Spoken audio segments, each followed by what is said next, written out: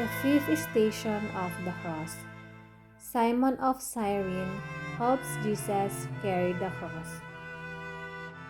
Ang ikalimang istasyon ay kung saan tinulungan ni Simon si Jesus sa pagbuhat sa krus.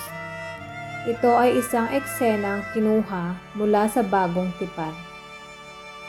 Pagod na si Jesus at halos hindi na kayang pasanin ang krus.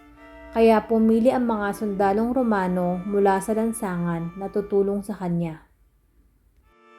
Maraming mga mananampalataya ang humihinto dito at inilalagay ang kanilang mga palad sa nakalubog na bahagi ng dingding. Ayon sa tradisyon, huminto si Jesus dito upang magpahinga.